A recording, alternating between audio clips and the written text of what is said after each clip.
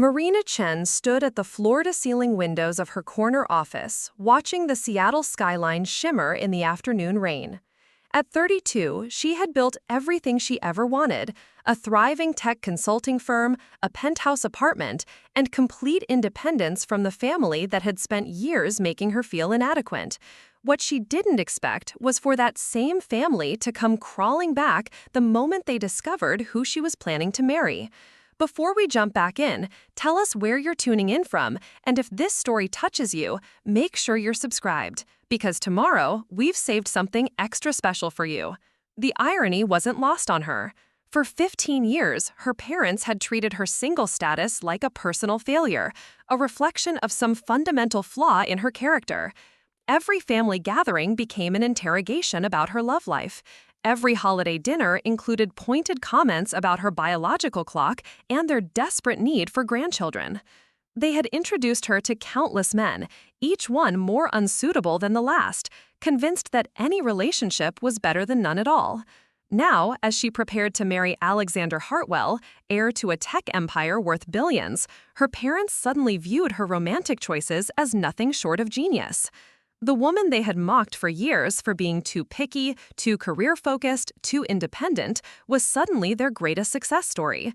The transformation in their attitude was so swift and complete, it would have been comical if it weren't so revealing of their true values. Marina's relationship with romantic expectations began early, shaped by parents who viewed marriage as the ultimate measure of female success. David and Linda Chen had immigrated from Taiwan in the early 80s, carrying with them traditional values about family structure and societal achievement. While they had adapted to American culture in many ways, their fundamental belief that a woman's worth was measured by her ability to secure and maintain a marriage remained unshakable. Growing up in suburban Portland, Marina learned quickly that academic achievements, well appreciated, were viewed as stepping stones to the ultimate goal of finding a suitable husband. Her straight A's in advanced mathematics were praised, but always with the addendum that intelligence made women attractive to quality men. Her acceptance into Stanford's computer science program was celebrated, but her parents spent the congratulatory dinner discussing how university would provide excellent opportunities to meet educated, successful future husbands. The pressure intensified during her college years. While her classmates focused on internships and grade point averages, Marina fielded weekly phone calls from her mother asking about dating prospects. Linda Chen had developed an elaborate network of fellow immigrant mothers, each one eager to share information about their son's relationship status and potential availability. Marina's phone buzzed constantly with text messages containing photos of young men her mother had encountered at the grocery store, the dentist's office, or community events, each accompanied by detailed speculation about their earning potential and family backgrounds. Marina's natural introversion and intense focus on her studies made dating challenging even without parental pressure. She preferred late nights in the computer lab to fraternity parties, found more satisfaction in debugging code than in small talk at social gatherings. The few relationships she attempted during college felt forced and artificial, hampered by the knowledge that any potential boyfriend would eventually have to meet her parents' impossibly specific criteria for cultural compatibility, educational achievement, and career trajectory. Her junior year brought the first serious relationship, a fellow computer science major named Kevin Liu, whose parents had emigrated from mainland China.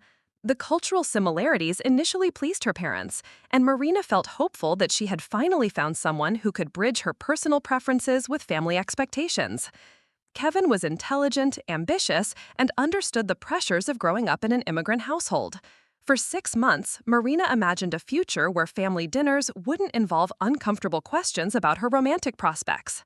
The relationship ended abruptly when Kevin accepted a job offer in Austin, unwilling to compromise his career trajectory for a long-distance relationship. Marina was disappointed but not devastated. At 21, she understood that career priorities sometimes conflicted with romantic timing. Her parents' reaction, however, was catastrophic. Linda Chen spent 2 weeks calling relatives to discuss Marina's failure to maintain the relationship, analyzing every detail for evidence of character flaws that had driven Kevin away. David Chen's response was more subtle, but equally damaging. He began introducing Marina to acquaintances as his daughter, who was brilliant with computers, but still looking for the right person to settle down with. The qualifier became a constant appendage to her identity in family social circles. Her professional achievements were always followed by explanations of her continued single status, as if her career success was merely a consolation prize for romantic failure. Graduate school provided temporary refuge from family pressure. Marina threw herself into her master's program at Carnegie Mellon, specializing in artificial intelligence and machine learning. The demanding coursework and research requirements gave her legitimate excuses to avoid family gatherings and deflect questions about dating. Her thesis advisor, Dr. Jennifer Morrison, became an unexpected mentor who helped Marina recognize her potential for entrepreneurship rather than traditional employment. Under Dr. Morrison's guidance, Marina developed a revolutionary algorithm for predictive analytics and supply chain management. The technology caught the attention of several major corporations, leading to consulting offers that would form the foundation of her future business. For the first time, Marina began to envision a path forward that prioritized her professional aspirations over family expectations. Her parents' reaction to her graduate success was predictably mixed. Pride in her academic achievements was tempered by concern that advanced degrees made women less attractive to potential husbands. Linda Chen had read articles suggesting that highly educated women intimidated men, making marriage prospects more challenging. She began pressuring Marina to downplay her intelligence in social situations, to let men feel superior in conversations about technology and business. The advice felt like a betrayal of everything Marina had worked to achieve. She had spent years developing expertise in complex technological fields, had earned recognition from professors and industry professionals, had built something meaningful through her own efforts. The suggestion that she should diminish these accomplishments to make men more comfortable was not just insulting, but fundamentally incompatible with her sense of self-worth. Marina's first entrepreneurial venture launched during her final semester of graduate school. Working with a team of fellow students, she developed a startup focused on retail optimization software. The company attracted seed funding from a prominent venture capital firm, validating both the technology and Marina's business acumen. At 25, she was profiled in several technology publications as an emerging leader in the artificial intelligence sector. Her parents attended the launch party for her company, clearly proud of her professional success, but unable to resist commenting on the male-to-female ratio among the attendees. Linda Chen spent the evening sizing up potential romantic prospects among her business associates, later providing detailed analyses of which men seemed most suitable for long-term relationships. The fact that Marina was celebrating a major professional milestone seemed secondary to the opportunity for romantic networking. The startup's rapid growth required Marina's complete attention for the next 2 years. 16-hour workdays became routine as she managed product development, client relations, and investor communications. The demanding schedule left little time for dating, a reality that her parents viewed as a strategic mistake. They argued that she was sacrificing her prime reproductive years for career advancement that, while admirable, wouldn't provide the emotional fulfillment of marriage and family. Marina's attempts to explain her perspective fell on deaf ears. She genuinely enjoyed the intellectual challenges of building a technology company, found deep satisfaction in solving complex problems for major corporations, felt energized by the fast-paced environment of the startup world. The work wasn't a substitute for romantic relationships, but rather a fulfilling pursuit in its own right. Her parents couldn't comprehend this perspective, viewing career success as meaningful only when it enhanced one's attractiveness in the marriage market. The criticism intensified after Marina's 27th birthday, the age her mother considered the beginning of serious romantic urgency. Linda Chen began forwarding articles about declining fertility rates, sharing stories of successful women who had waited too long to prioritize family planning. Family dinners became exercises in endurance as Marina faced interrogations about her dating life, lectures about the importance of compromise in relationships, and increasingly desperate suggestions for potential matches. David Chen's approach was more indirect, but equally persistent. He began arranging business meetings with clients who happened to have single sons, organizing family gatherings that coincidentally included eligible bachelors from their social circle. Every professional networking event became an opportunity for awkward introductions to men he deemed suitable for his daughter. Marina found herself dreading family functions, knowing they would inevitably include uncomfortable romantic setups disguised as casual social interactions. The mounting pressure reached a breaking point during Marina's 28th birthday celebration. Her parents had organized what they described as a small family dinner, neglecting to mention they had invited 3 separate men they considered potential suitors. Marina arrived at the restaurant to find herself seated between a financial advisor her father had met at the golf course and an engineer her mother had encountered at the Asian grocery store. The third candidate, a medical resident, was positioned directly across from her to ensure maximum conversational opportunity. The evening was excruciating. Marina spent 2 hours making polite conversation while her parents provided running commentary on her achievements, carefully emphasizing her domestic skills alongside her professional accomplishments. They mentioned her cooking abilities, her talent for interior decorating, her natural maternal instincts evidenced by her interactions with cousins' children.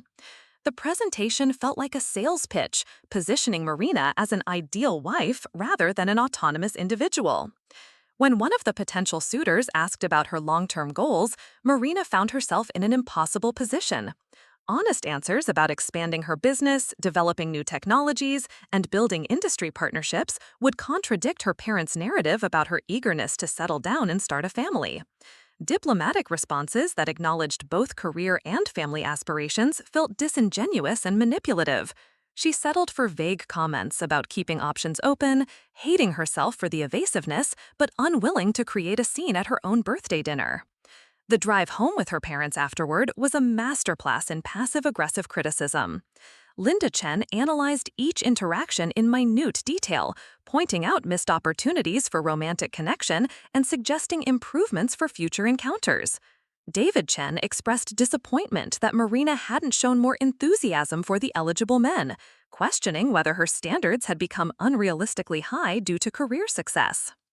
Their fundamental assumption was that Marina's single status represented a failure of effort rather than a matter of choice or circumstance. They couldn't accept that she might be genuinely content with her current situation, that professional fulfillment might provide adequate life satisfaction, that romantic relationships weren't the only path to happiness and personal growth. Every attempt to explain her perspective was dismissed as rationalization or self-deception. Marina's business continued to thrive despite the ongoing family pressure. Her company secured contracts with major retailers, expanded into international markets, and attracted additional rounds of funding from prestigious investment firms. Industry publications featured her in articles about innovative entrepreneurs, technology conferences invited her as a keynote speaker, and competitors attempted to recruit her for executive positions. At 29, she had achieved professional success that exceeded her most ambitious early goals. None of these accomplishments seemed to matter to her parents when weighed against her continued single status. Linda Chen's friends had daughters who worked as teachers, nurses, and administrative assistants, women whose careers were respectable but modest. These daughters had married by 25, were producing grandchildren on schedule, and were fulfilling traditional expectations of female success. Marina's professional achievements, while impressive, couldn't compete with their reproductive accomplishments in her mother's value system. The comparison became explicit during family gatherings, where Marina's unmarried status was contrasted with cousins and family friends who had followed more conventional paths. Her achievements in technology were acknowledged but framed as consolation prizes for romantic failure. The message was clear: professional success without marriage and children represented an incomplete life, a fundamental failure to achieve true feminine fulfillment. Marina's attempts to establish boundaries around these conversations were consistently ignored. She asked her parents to stop arranging surprise meetings with potential suitors, requested that family dinners focus on topics other than her dating life, and explicitly stated that she was content with her current relationship status. These requests were dismissed as temporary phases that would pass once she found the right person and remembered her natural maternal instincts. The disrespect inherent in their response was deeply hurtful. Marina had built a successful business, employed dozens of people, developed technology that improved efficiency for major corporations, and earned recognition as a leader in her field. Yet her parents treated her life choices as evidence of confusion or immaturity, problems to be solved rather than decisions to be respected. Her 30th birthday became a source of particular anxiety for the family.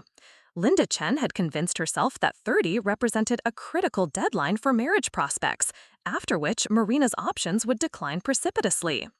The months leading up to the birthday were filled with increasingly desperate matchmaking attempts and dire warnings about the consequences of waiting too long to settle down. Marina celebrated the milestone with close friends and business associates, people who appreciated her accomplishments and respected her autonomy. The party was held at an upscale restaurant downtown with guests who included venture capitalists, technology executives, and fellow entrepreneurs. Conversations focused on industry trends, business opportunities, and shared professional interests. For one evening, Marina felt completely accepted for who she was, rather than criticized for who she wasn't. Her parents attended the celebration but spent the evening networking with male guests, evaluating potential romantic prospects among Marina's professional contacts. They approached the party as a matchmaking opportunity, rather than a celebration of their daughter's achievements. Their behavior was embarrassing and inappropriate, but Marina had learned to tolerate such incidents rather than risk the family conflict that confrontation would create. The aftermath of the birthday party brought renewed pressure to reconsider her priorities. Linda Chen argued that Marina's professional network provided excellent opportunities for meeting high-quality men, that she should leverage her success to attract suitable partners rather than viewing career and romance as competing interests. The suggestion that she should use her business achievements as bait for potential husbands felt degrading and manipulative. Marina began limiting contact with her parents, attending family gatherings only when absolutely necessary, and deflecting phone calls about her personal life. The emotional distance felt necessary for her mental health, but it also increased her sense of isolation. She had close friendships and professional relationships, but the ongoing conflict with her family created a persistent undercurrent of stress and disappointment. Her business continued to grow, requiring expansion into larger office space and hiring additional staff members. Marina took pride in creating job opportunities for talented individuals, developing innovative solutions for complex business problems, and building a company culture that prioritized both excellence and work-life balance. The professional satisfaction was genuine and substantial, providing meaning and purpose that extended far beyond personal achievement. Yet the success felt hollow when shadowed by family disapproval. Marina had hoped that professional accomplishments would eventually earn her parents' respect and acceptance, that they would come to value her choices, even if they didn't understand them.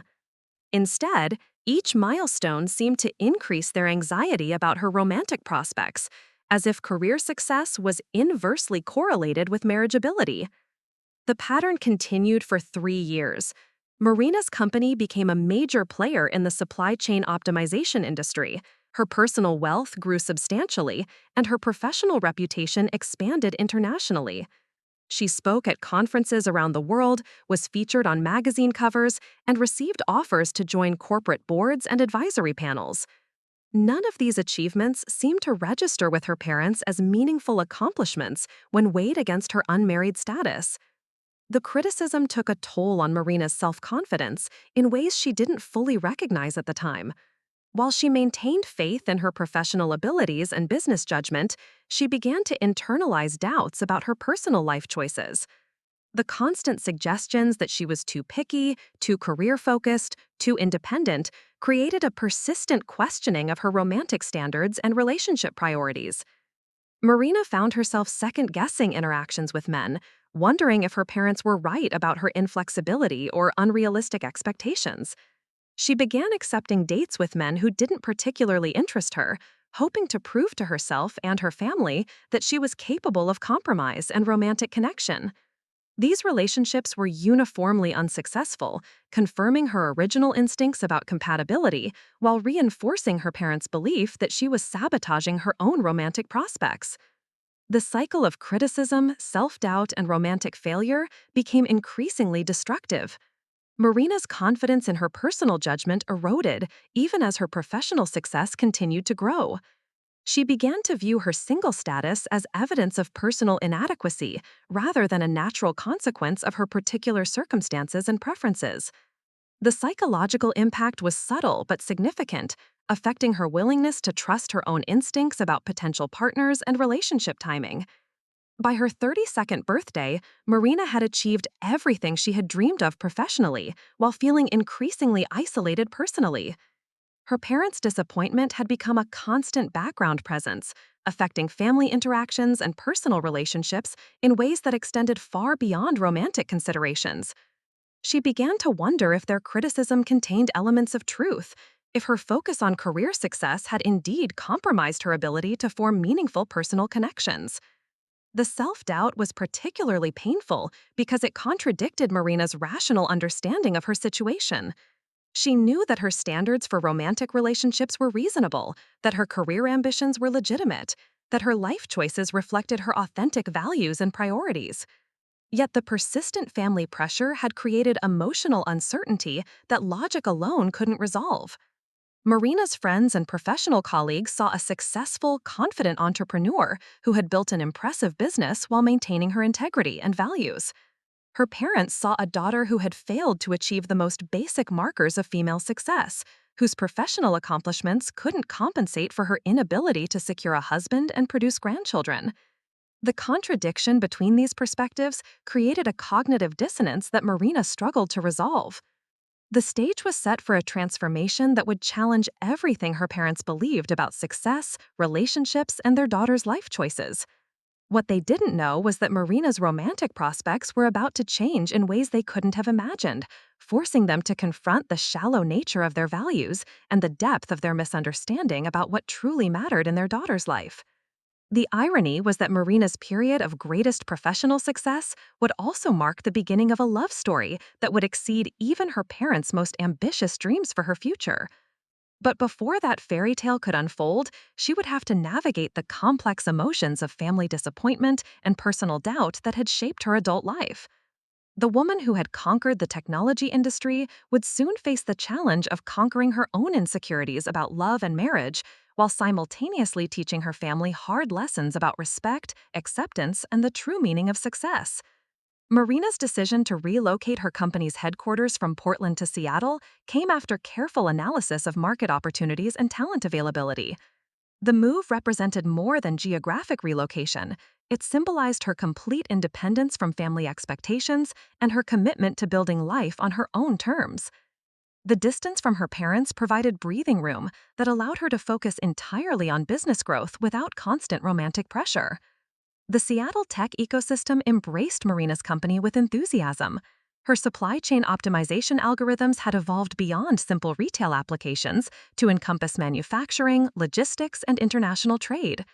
Major corporations competed for exclusive licensing agreements, while venture capital firms courted her for expansion funding.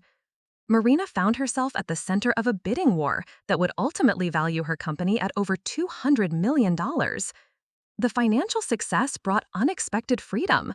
For the first time in her adult life, Marina possessed enough wealth to live entirely according to her own preferences. She purchased a penthouse apartment in downtown Seattle with panoramic views of Elliott Bay, decorated it with contemporary art and cutting-edge technology, and created a space that reflected her aesthetic sensibilities rather than family expectations. The apartment became a sanctuary where she could entertain business associates, work on strategic planning, and simply exist without judgment. Marina's social circle in Seattle consisted primarily of other entrepreneurs, technology executives, and venture capitalists. These relationships were built on mutual professional respect and shared intellectual interests rather than romantic potential or family approval. She attended industry conferences, served on advisory boards, and participated in startup accelerator programs. The conversations at these gatherings focused on innovation, market trends, and business strategy, rather than personal relationships and family planning. The professional environment allowed Marina to rediscover aspects of her personality that family pressure had suppressed. She was naturally analytical and strategic, enjoyed complex problem-solving, and thrived in competitive business situations. Without constant questions about her romantic life, she found herself more confident in social interactions and more willing to express opinions that might be considered unconventional or challenging. Marina's company attracted attention from major technology firms interested in acquisition or partnership opportunities. Microsoft executives reached out about integrating her algorithms into their enterprise software suite. Amazon explored licensing agreements for their logistics network. Google inquired about potential collaboration on artificial intelligence research. Each conversation validated Marina's technological innovations while expanding her network within the industry's highest levels. Preparing and narrating this story took us a lot of time, so if you are enjoying it, subscribe to our channel. It means a lot to us. Now back to the story. The business meetings introduced Marina to a world of extreme wealth and influence that she had previously observed only from a distance. Corporate executives with net worths measured in billions discussed market strategies that could affect millions of jobs and trillions in economic activity. Private equity partners managed investment portfolios larger than many countries' national budgets. Venture capitalists funded startups that would become household names within a decade. Marina's intelligence and business acumen earned respect in these rarefied circles. Her insights about supply chain optimization were valued by executives managing global operations. Her predictions about artificial intelligence trends influenced investment decisions worth hundreds of millions of dollars. She was invited to exclusive conferences, private dinners, and strategic planning sessions that shaped industry direction. The lifestyle that accompanied this professional success was unlike anything Marina had experienced. Business meetings took place in corporate jets flying between major cities. Strategic discussions happened at exclusive resorts accessible only by helicopter. Investment conferences were held at private islands owned by billionaire entrepreneurs. Marina found herself adapting to a world where luxury was assumed and extreme wealth was commonplace. Despite the opulent surroundings, Marina maintained her focus on business fundamentals and technological innovation. She invested acquisition proceeds back into research and development, expanded her team of engineers and data scientists, and pursued patents for next-generation algorithms. The success hadn't diminished her work ethic or entrepreneurial ambition. Instead, it had provided resources to pursue even more ambitious projects. Marina's parents remained largely unaware of the extent of her financial success. Their phone conversations continued to focus on her single status and their disappointment about her romantic priorities. Linda Chen shared updates about daughters of family friends who had married, produced children, and achieved traditional markers of feminine success. David Chen mentioned eligible bachelors he had encountered in various business contexts, suggesting that Marina consider relocating back to Portland for better marriage prospects. The disconnect between her parents' concerns and her actual circumstances was profound. While they worried about her inability to attract suitable husbands, Marina was attending galas where she interacted with some of the world's most eligible billionaires. While they questioned her life choices, she was making strategic decisions that affected international commerce. While they viewed her as a failed daughter, she was recognized as one of the most innovative entrepreneurs of her generation. Marina's confidence in her personal judgment gradually returned as she experienced consistent validation from the business community. Industry leaders sought her opinions, investors competed for her attention, and competitors attempted to recruit her talent. The recognition helped her understand that her parents' criticism reflected their limitations rather than her inadequacies. The healing process was gradual and incomplete. Years of family pressure had created deep insecurities that professional success alone couldn't entirely resolve. Marina still found herself overthinking interactions with men, still questioned whether her standards were realistic, still wondered if her career focus had somehow damaged her capacity for romantic relationships. The intellectual understanding that these concerns were unfounded didn't immediately translate to emotional confidence. Marina's romantic life during this period was sporadic and generally disappointing. She dated occasionally, usually other entrepreneurs or technology executives introduced through professional networks. These relationships typically lasted a few months before ending due to scheduling conflicts, geographic complications, or simple lack of romantic chemistry. The men were accomplished and intelligent, but none generated the emotional connection Marina hoped to find.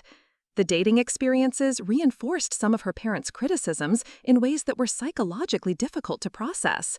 Marina's demanding work schedule did limit her availability for traditional relationship activities. Her financial independence did create power dynamics that some men found uncomfortable. Her analytical approach to problem-solving occasionally translated to romantic situations that seemed calculating rather than spontaneous.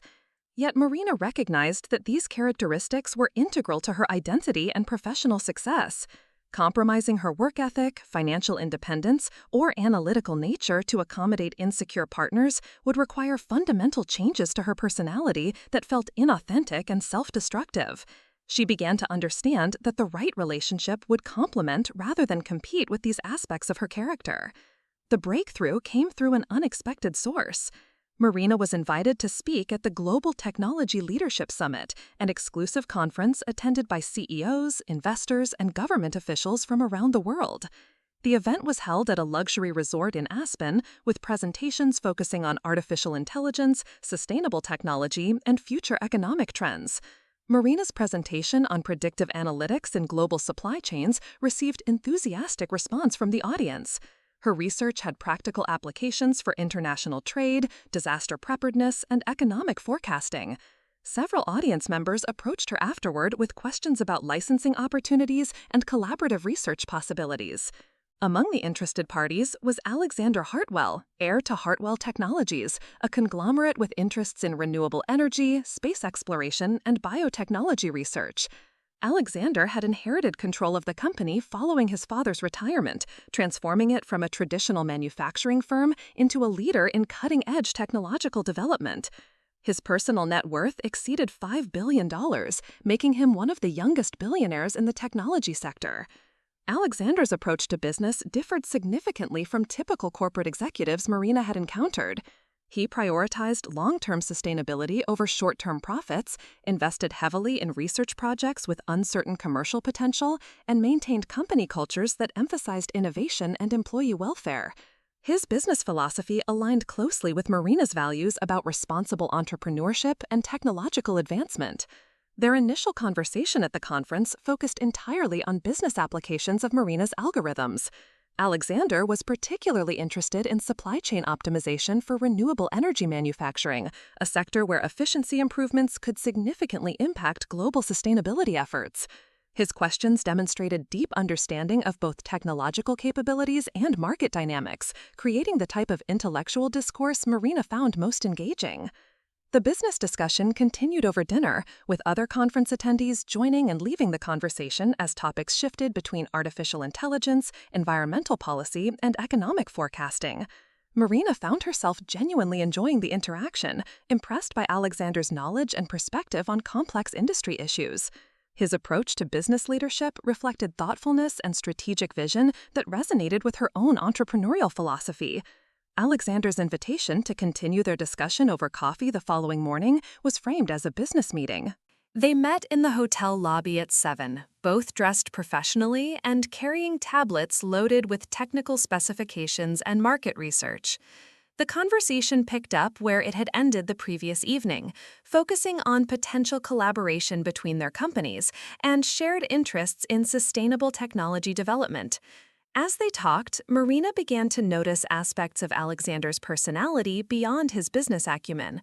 He was genuinely interested in her opinions, asked thoughtful follow-up questions, and demonstrated the type of intellectual curiosity that she found attractive.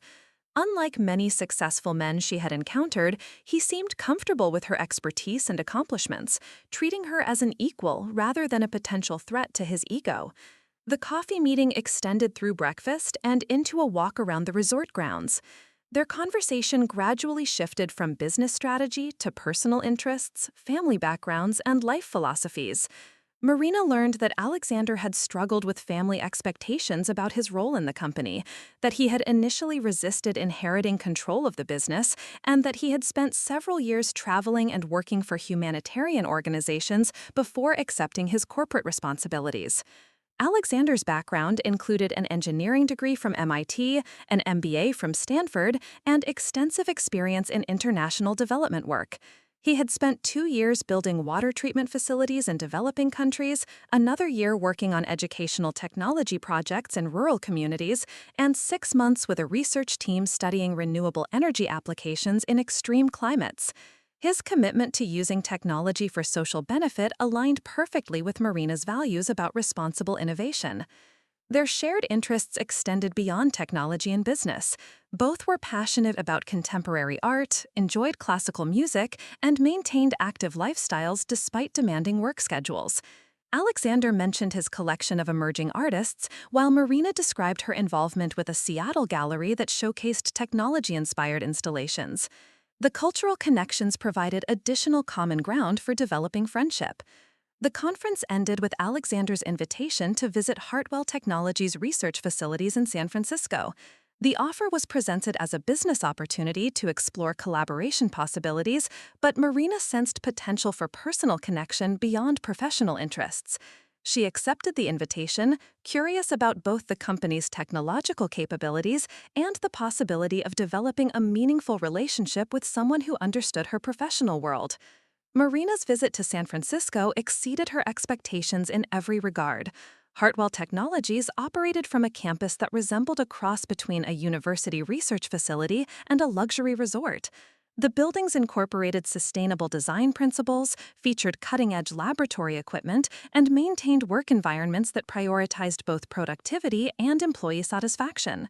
The company culture reflected Alexander's values about technological innovation balanced with social responsibility. Alexander personally conducted Marina's tour of the research facilities, introducing her to teams working on projects ranging from advanced battery technology to space-based solar power collection. The scientists and engineers were clearly passionate about their work, engaged in projects with potential to address major global challenges. Marina was impressed by the scope of the research and the resources dedicated to long-term technological development. Their business discussions revealed multiple opportunities for collaboration. Marina's supply chain algorithms could optimize manufacturing processes for Hartwell's renewable energy products. Alexander's company could provide funding and infrastructure for expanding Marina's research into new applications. Both recognized potential for mutually beneficial partnership that could accelerate their respective technological developments. The business case for collaboration was compelling, but Marina found herself equally attracted to Alexander personally. He was intelligent without being condescending, confident without being arrogant, and successful without being ostentatious. His wealth was obvious but not flaunted, his influence was significant but not abused. Most importantly, he seemed genuinely interested in her as an individual, rather than viewing her through the lens of romantic potential or business opportunity. Their relationship developed gradually over several months of business meetings, conference appearances, and social interactions. Alexander would visit Seattle for strategic planning sessions, while Marina traveled to San Francisco for research collaboration meetings. They attended industry events together, participated in panel discussions, and co-authored articles about sustainable technology development. The professional partnership provided natural opportunities for personal connection without the artificial pressure of traditional dating scenarios. They worked together on complex projects, traveled to international conferences, and spent countless hours in strategic discussions about technology and business. The intellectual compatibility was obvious, while emotional attraction developed organically through shared experiences and mutual respect. Marina appreciated Alexander's understanding of the demands and rewards of entrepreneurial life. He didn't view her work schedule as competition for his attention, but rather as evidence of her commitment and capability. Her financial independence wasn't threatening, but rather reassuring, since it ensured that any romantic relationship would be based on genuine connection rather than economic necessity. Her analytical approach to problem-solving was valued rather than criticized. Alexander's approach to romance was as thoughtful and strategic as his business philosophy. He didn't rush physical intimacy or pressure Marina for commitment, understanding that successful relationships required the same careful development as successful business ventures. His gestures of interest were subtle but meaningful, remembering details from previous conversations, suggesting activities aligned with her interests, and creating opportunities for private time without explicit romantic pressure. Their first official date occurred 6 months after the Aspen conference, when Alexander suggested dinner at a restaurant known for innovative cuisine and intimate atmosphere. The evening focused on personal topics rather than business strategy, with conversations about childhood experiences, family relationships, and individual aspirations for the future. Marina found herself sharing details about her family pressure regarding marriage, while Alexander discussed his own struggles with inherited wealth and social expectations. The compatibility was obvious and multifaceted. They shared intellectual interests, professional values, and personal goals about using success to create positive impact. Their lifestyles were complementary rather than competing, with both understanding the demands of running technology companies while maintaining individual identity and autonomy. Most significantly, they respected each other's accomplishments and ambitions rather than viewing them as obstacles to romantic connection. Marina's confidence in the relationship grew as she experienced unconditional acceptance of her personality and life choices. Alexander appreciated her intelligence, admired her business success, and supported her professional goals without attempting to redirect her toward traditional feminine roles. For the first time in her adult life, she was in a romantic relationship that enhanced rather than competed with other aspects of her identity. The relationship's progression felt natural and unforced. They began spending weekends together, traveling to conferences as a couple, and integrating their social circles through dinner parties and cultural events. Alexander met Marina's Seattle friends and business associates, while Marina was introduced to his network of entrepreneurs, investors, and philanthropists. The social integration was seamless, with both groups recognizing the couple's compatibility and mutual respect. Marina's happiness in the relationship was evident to everyone around her. She was more relaxed during business meetings, more confident in social situations, and more optimistic about future possibilities. The emotional security provided by a supportive romantic partnership allowed her to take greater professional risks and pursue more ambitious projects. Her business continued to grow, while her personal life finally provided the satisfaction she had always hoped to find. Alexander's proposal came during a private dinner at his San Francisco penthouse, 18 months after their first meeting at the Aspen conference.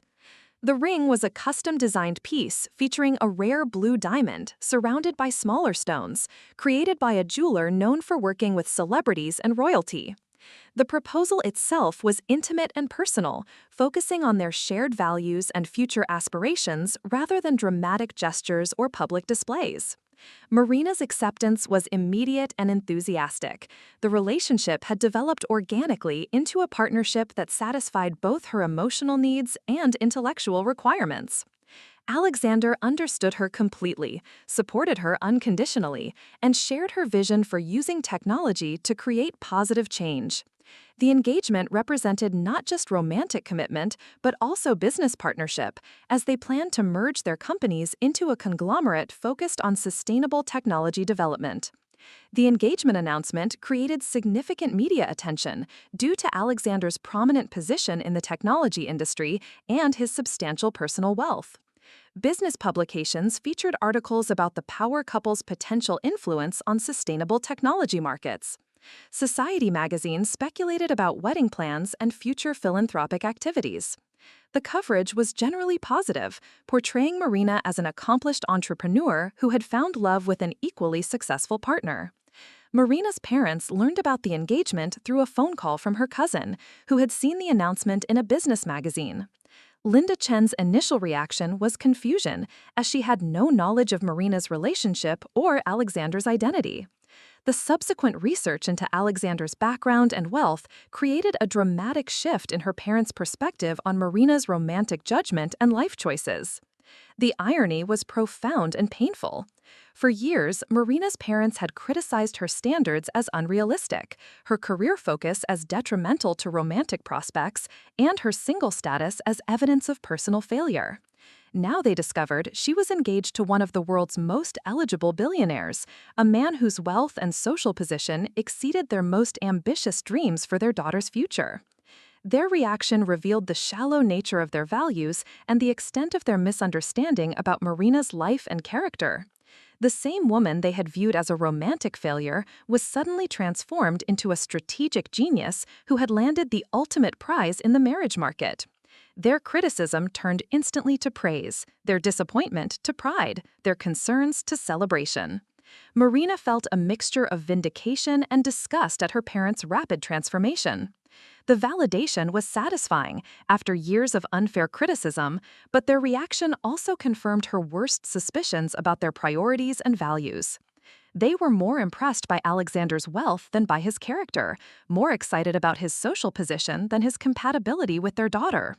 Their approval was hollow because it was based on external factors rather than genuine understanding of what made the relationship meaningful. The stage was set for a family reunion that would force Marina to confront years of accumulated resentment while navigating her parents' attempts to insert themselves into her new life. The woman who had built success despite their criticism would now face the challenge of maintaining her independence and values while managing their sudden enthusiasm for her romantic choices. The final act of this family drama would test whether genuine reconciliation was possible or whether some wounds were too deep to heal completely. The phone rang at 7 in the morning, jarring Marina from sleep in her Seattle penthouse. Her mother's voice was breathless with excitement, a tone Marina hadn't heard directed toward her in over a decade. "Marina, darling, we just saw the announcement in Forbes. Why didn't you tell us about Alexander? We had no idea you were dating someone so accomplished." The sudden endearment felt foreign and calculated. Linda Chen had never called her daughter darling before, preferring more practical terms of address that reflected disappointment rather than affection. The transformation was immediate and transparent, triggered solely by media coverage of Marina's engagement to a billionaire. Marina remained silent, processing the surreal nature of hearing enthusiasm in her mother's voice about her romantic life for the first time in 32 years. The silence stretched uncomfortably until Linda continued with barely contained excitement. "Your father and I are booking flights to Seattle immediately. We need to meet Alexander properly and start planning the wedding. This is such wonderful news. We're so proud of you for finding such a successful match." The word match revealed everything about her parents' perspective. Alexander wasn't viewed as a partner Marina loved, but rather as a strategic acquisition that reflected well on the family's social status. The fact that they had never expressed interest in meeting any of her previous boyfriends made their sudden urgency transparently opportunistic. Marina's response was measured and cool. "I'll be traveling for business conferences over the next few weeks. We can discuss a visit when my schedule permits." Linda's tone shifted slightly, detecting resistance she hadn't expected. "Surely you can adjust your schedule for family. This is the most important thing that's ever happened to you. We need to be involved in the planning process." The assumption that her engagement was more important than her business responsibilities revealed how little her parents understood about her priorities and values. They still viewed romantic relationships as women's primary achievement, regardless of professional accomplishments or personal fulfillment derived from other sources. Marina ended the call with vague promises to contact them soon, then immediately called Alexander to warn him about her family's behavior. His response was characteristically thoughtful and supportive. "I'd like to meet them eventually. They're important to you, even if the relationship is complicated. But we'll handle it on your terms and timeline."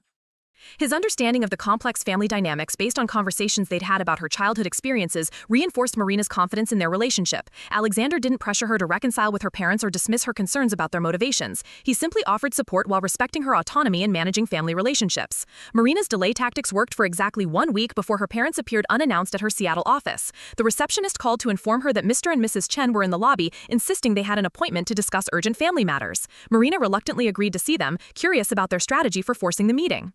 David and Linda Chen looked out of place in the sleek technology office, overdressed and obviously uncomfortable with the modern aesthetic and young professional staff. They had clearly researched Marina's company since learning about her engagement, arriving with printouts of articles about her business success and net worth calculations they had discovered online. "Marina, we had no idea your company was worth so much money," David began immediately, bypassing normal pleasantries. "The articles say you're worth over $200 million yourself, even before marrying Alexander. We're incredibly proud of what you've accomplished." The sudden pride in her business achievements, ignored for years while they focused on her romantic failures, was both gratifying and infuriating.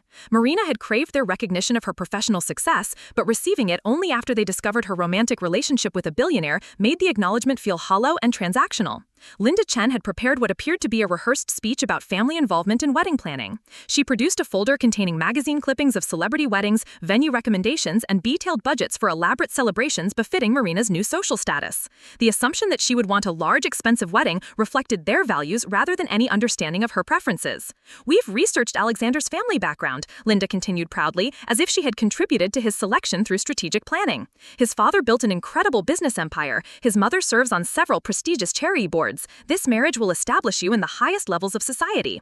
The focus on social positioning rather than emotional compatibility revealed their fundamental misunderstanding of why Marina valued the relationship.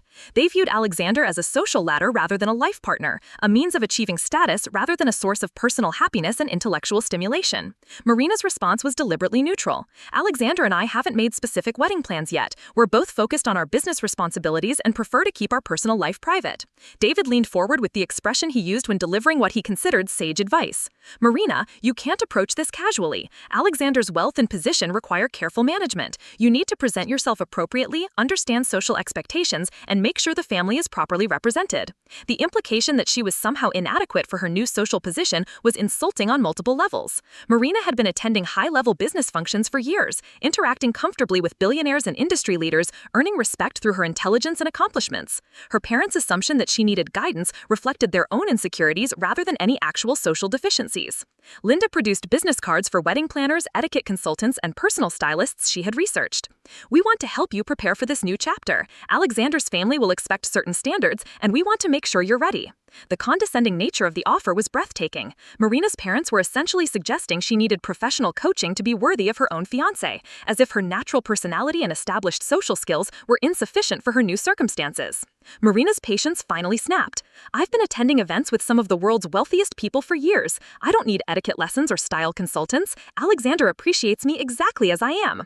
Her parents exchanged glances that suggested they viewed her response as naive rather than confident. They clearly believed that massive wealth required fundamental personality adjustments rather than simply providing access to different experiences and opportunities. The conversation continued for another uncomfortable hour, with her parents alternating between effusive praise for Alexander and subtle criticism of Marina's approach to the relationship. They wanted to host an engagement party in Portland, invite extended family and family friends to share in the celebration, and establish themselves as integral to the couple's social circle. Marina realized that her parents viewed her engagement as their own social opportunity rather than her personal happiness. They wanted to leverage Alexander's wealth and position for their own status enhancement, presenting themselves as the family that had successfully raised a daughter capable of attracting a billionaire husband. The meeting ended with Marina's firm refusal to commit to any of their proposed plans. She promised to consider their suggestions while making it clear that all decisions would be made jointly with Alexander according to their own preferences and timeline. After her parents left, Marina felt emotionally drained and frustrated. Their visit had confirmed her worst fears about their motivations while failing to provide any genuine acknowledgement of her personal growth and achievements. They remained focused on external validation rather than internal fulfillment, viewing her success through the lens of social advantage rather than personal accomplishment. Alexander's response to Marina's account of the meeting was predictably supportive. We'll handle them together when you're ready, but don't let their limitations diminish your happiness. What we have is real, regardless of their inability to understand it. His perspective helped Marina maintain emotional equilibrium while processing her family's reaction. Alexander's own experience with inherited wealth had taught him to distinguish between relationships based on genuine connection and those motivated by financial opportunity. He understood her parents' behavior without excusing its impact on Marina's emotional well-being. Marina's decision to limit her parents' involvement in wedding planning was strategic rather than vindictive. She recognized that their values and priorities differed fundamentally from her own, making collaboration on important decisions unlikely to produce satisfactory results. The wedding would reflect her and Alexander's shared vision rather than her parents' social aspirations. The engagement party became a point of particular contention. Linda Chen had envisioned a large celebration in Portland, inviting everyone from their social circle to witness the family's triumph in securing such an advantageous match for their daughter. Marina preferred an intimate gathering in Seattle with close friends and business associates who had supported her throughout her career development. The conflict revealed deeper issues about family relationships and personal autonomy. Marina's parents still viewed her as an extension of their own social identity, rather than an independent individual capable of making appropriate decisions about her own life. Their inability to respect her preferences about her own engagement celebration demonstrated how little they understood about her personality and values. Alexander's suggestion to host two separate celebrations initially seemed like a reasonable compromise. A small private engagement party in Seattle for their close friends and business associates, followed by a larger family gathering in Portland, to satisfy her parents' social requirements. The plan would honor both sets of priorities while avoiding direct conflict over wedding decisions. Marina's acceptance of the compromise reflected her desire to maintain family relationships despite their obvious limitations. She recognized that her parents' behavior stemmed from cultural values and personal insecurities, rather than deliberate malice. Complete estrangement would be unnecessarily harsh, while strategic boundaries could preserve connections without compromising her own emotional well-being. The Seattle engagement party was everything Marina had hoped for. Alexander arranged for a private dining room at an exclusive restaurant overlooking Elliott Bay, with guests including their closest friends, business partners, and professional mentors. The conversations focused on their shared interests, future business plans, and genuine happiness about their relationship. Dr. Jennifer Morrison, Marina's former thesis advisor, attended with her husband, expressing genuine delight about Marina's personal happiness and professional partnership with Alexander. Several venture capitalists who had funded Marina's company offered congratulations while discussing potential opportunities for collaboration with Hartwell Technologies. The atmosphere was warm and authentic, reflecting the couple's actual social circle and shared values. Marina felt completely comfortable being herself, sharing stories about how their relationship had developed through business collaboration and mutual respect. Alexander's friends and colleagues clearly appreciated Marina's intelligence and accomplishments, viewing her as an equal partner rather than a fortunate beneficiary of his wealth. The Portland family gathering was a stark contrast in every regard. Linda Chen had invited over 100 people, including distant relatives, family friends, and business associates who barely knew Marina but were eager to meet her billionaire fiancé. The guest list reflected her parents' social ambitions rather than any meaningful connection to the couple's actual lives. Marina and Alexander flew to Portland for the weekend event, staying at a luxury hotel rather than with their parents to maintain some emotional distance from the family dynamics. The decision proved wise when they arrived at the party to find photographers hired to document the occasion, as if the engagement were a newsworthy social event rather than a personal celebration.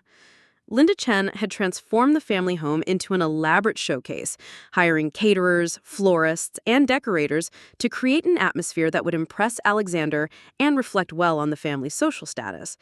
The excessive display was embarrassing rather than impressive, revealing her parents' insecurity about their own standing relative to Alexander's wealth.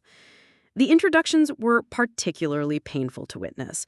Marina's parents presented each guest with detailed background information about their accomplishments and social connections, as if auditioning for roles in the couple's future social circle. They positioned themselves as integral to Marina's success story, taking credit for her business achievements and romantic judgment. Alexander handled this situation with remarkable grace and diplomacy. He engaged politely with every guest, listened attentively to their stories, and deflected inappropriate questions about his wealth and business dealings. His behavior was impeccably courteous, while maintaining clear boundaries about personal privacy and financial matters. Marina watched her parents' performance with a mixture of embarrassment and pity. Their desperate attempts to impress Alexander and elevate their own social status revealed deep insecurities about their worth and accomplishments. They had created an elaborate facade rather than simply celebrating their daughter's happiness with authentic warmth and family affection.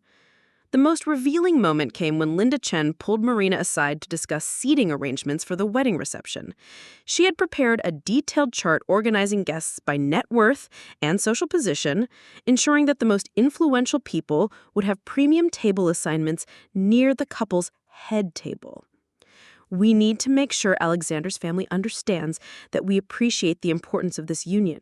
The seating chart sends a message about our understanding of proper protocol and social hierarchy.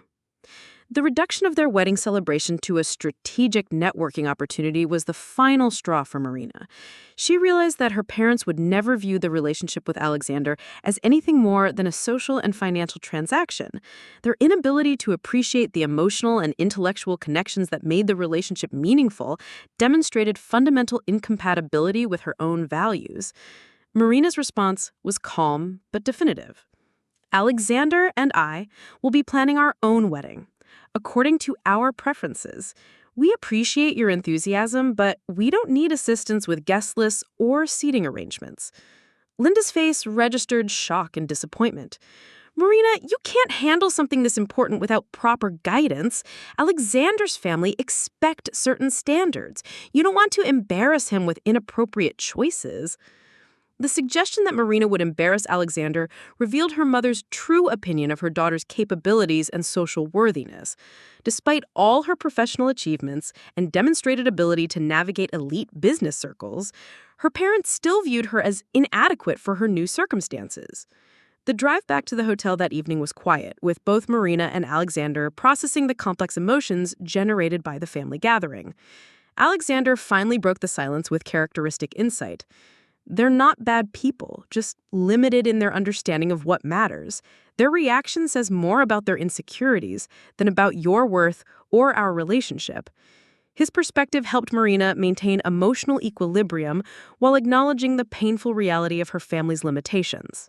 She had hoped that her professional success and romantic happiness would eventually earn their genuine respect and understanding. Instead, their reaction had revealed the shallow nature of their values and their persistent inability to see her as an autonomous individual worthy of unconditional love and support. The wedding planning process became an exercise in boundary maintenance. Marina and Alexander made all major decisions independently, informing her parents of their choices rather than seeking input or approval. The ceremony would be held at Alexander's family estate in Northern California, with a guest list limited to close friends and immediate family members. Linda Chen's reaction to the modest wedding plans was predictably negative. She had envisioned an elaborate celebration that would showcase the family's new social position and provide networking opportunities with Alexander's wealthy relatives and business associates. The intimate ceremony represented a missed opportunity for social advancement in her calculation. "You're making a terrible mistake," she warned Marina during yet another unwanted phone call about wedding arrangements. "This is your chance to establish yourselves in high society. A small wedding will send the wrong message about your priorities and social aspirations." Marina's response reflected her growing confidence in maintaining boundaries with her family. "Our wedding will reflect our values and preferences. We're not interested in using our marriage ceremony for social networking or status display." The conversation ended with Linda's frustrated observation that Marina had always been too independent for her own good, a criticism that had once caused self-doubt but now felt like validation of her authentic character and mature decision-making abilities. The wedding itself was everything Marina had dreamed of throughout her adult life. The ceremony took place in Alexander's family garden, surrounded by close friends who genuinely cared about their happiness and shared their values about meaningful relationships and personal accomplishment. The atmosphere was warm and intimate, focused on celebrating love rather than displaying wealth. Marina's parents attended but remained obviously disappointed by the modest scale of the celebration. They spent the reception attempting to network with Alexander's family members and business associates, still viewing the event as a social opportunity rather than a personal milestone for their daughter. Alexander's family, in contrast, welcomed Marina with genuine warmth and respect for her accomplishments. His parents had built their own business empire through hard work and innovation, appreciating Marina's entrepreneurial success and intellectual contributions to their son's life. The acceptance felt authentic rather than conditional on her social position or financial value. The honeymoon provided blessed relief from family pressures and social expectations. Marina and Alexander traveled to a private island resort where they could focus entirely on each other without external distractions or obligations. The time together reinforced their emotional connection and shared vision for building a life based on mutual respect and genuine partnership. Upon returning to Seattle, Marina made a conscious decision to limit her parents' access to her personal life, while maintaining minimal family contact for the sake of avoiding complete estrangement. Phone calls became brief and infrequent, focused on superficial topics rather than meaningful personal sharing. Holiday visits were shortened and structured to minimize opportunities for conflict or manipulation. The boundaries were necessary for Marina's emotional well-being and marital happiness. Her parents' continued focus on social status and financial advantage made authentic relationship impossible, while their criticism and disappointment created stress that affected other aspects of her life. The decision to prioritize her chosen family over her biological family was difficult but essential for maintaining personal equilibrium. Marina's business continued to thrive after the marriage, with Alexander's support and collaboration accelerating innovation and market expansion. Their combined resources and expertise created opportunities for developing technologies with significant potential for positive social impact. The professional partnership enhanced rather than competed with their personal relationship. The merger of their companies created one of the world's largest sustainable technology conglomerates, with Marina serving as Chief Innovation Officer while Alexander focused on strategic development and philanthropic initiatives. Their shared commitment to using business success for environmental and social benefit attracted talented employees and prestigious partnerships with government agencies and international organizations. Marina's relationship with her parents gradually stabilized at a respectful but distant level. They continued to take pride in her social position as Alexander's wife while remaining largely unaware of her ongoing professional achievements and personal growth. The superficial connection was adequate for maintaining family appearances without requiring emotional vulnerability or authentic communication. 5 years after the wedding, Marina reflected on the journey from family disappointment to personal fulfillment with gratitude for the lessons learned about authentic values and self-worth. Her parents' criticism had ultimately strengthened her determination to build life according to her own standards rather than external expectations. Their shallow reaction to her marriage had confirmed the wisdom of prioritizing relationships based on genuine connection rather than social advantage. The irony of her parents' transformation from criticism to praise, based solely on Alexander's wealth, would always remain a painful reminder of their limitations and misplaced priorities. But Marina had learned to find validation through personal accomplishment and chosen relationships, rather than family approval. The independence that had once been criticized as stubbornness had become the foundation for authentic happiness and meaningful partnership. Marina's story became an inspiration for other women struggling with family pressure about romantic relationships and life choices. She spoke occasionally at conferences about the importance of maintaining personal values while navigating social expectations, encouraging young women to trust their own judgment about career priorities and relationship standards. The message was simple but powerful. Authentic success required staying true to personal values rather than conforming to others' expectations about appropriate life choices. Family approval was desirable but not essential for building meaningful relationships and professional accomplishment. The courage to disappoint others was sometimes necessary for avoiding the greater disappointment of compromising one's authentic self. Up next, you've got 2 more standout stories right on your screen. If this one hit the mark, you won't want to pass these up. Just click and check them out.